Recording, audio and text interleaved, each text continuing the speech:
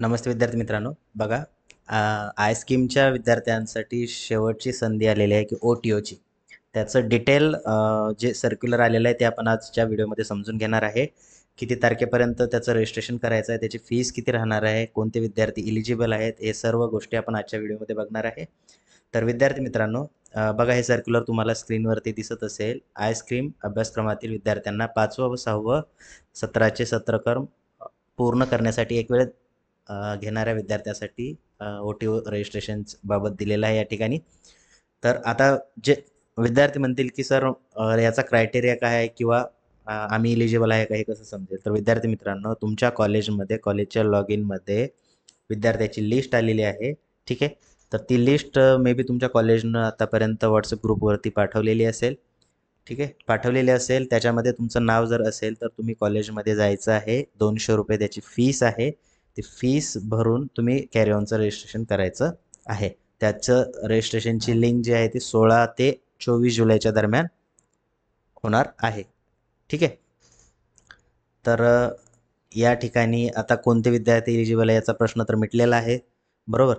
आता 200 रुपये जे आहे ते याचं रजिस्ट्रेशन फीस लागणार आहे. ठीक आहे. त्यानंतर तुम्हाला बघा, आता बघा विद्यार्थी मित्रांनो, हा हा जो मुद्दा आहे 4 नंबरचा, तो महत्त्वाचा आहे. आता या ठिकाणी काय झालेलं असतं की विद्यार्थ्याला कॅरी ऑन लागला म्हणजे कशामुळे लागलेला असतो? कारण त्या विद्यार्थ्याची ATKTची कंडिशन जी आहे ती कंप्लीट झालेली नसते, बरोबर.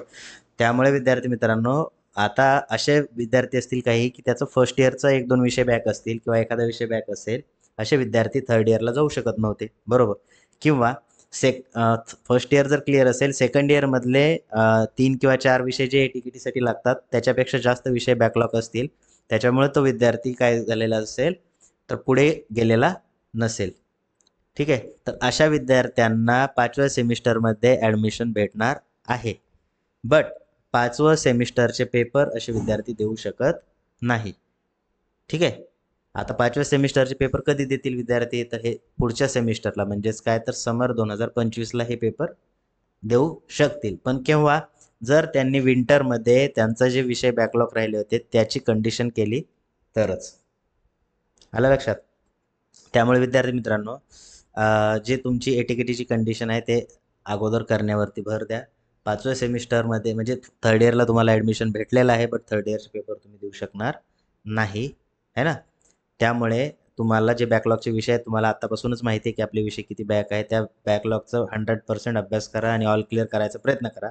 म्हणजे ज्यावेळेस तुम्ही पुढच्या सेमिस्टरला 5वं आणि 6वं सेमिस्टर तुम्हाला सोबत द्यावं लागेल ना, तर त्यावेळेस तुम्हाला जास्त लोड येणार नाही.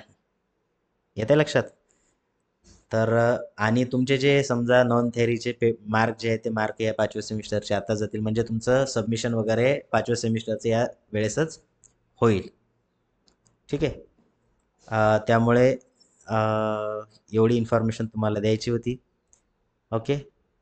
तर आता बघा, आता ही जी OTO मिळालेला आहे विद्यार्थी, अशा विद्यार्थ्यांनी जर सत्रक्रम पूर्ण न केल्यास, म्हणजे 5वं सेमिस्टर जर त्यांनी रेग्युलरमध्ये कंप्लीट नाही केलं, तर अशा विद्यार्थ्यांना डिटेन करण्यात येईल RG6नुसार. म्हणजेच काय, तर अटेंडन्सचा जो क्रायटेरिया असतो आपला 75%, तर त्याच्यापेक्षा कमी असेल किंवा त्या विद्यार्थ्यांना जर इंटरनल प्रॅक्टिकल असेल ते जर कंप्लीट नाही केलं, तर अशा विद्यार्थी डिटेन करण्यात येतील. ओके.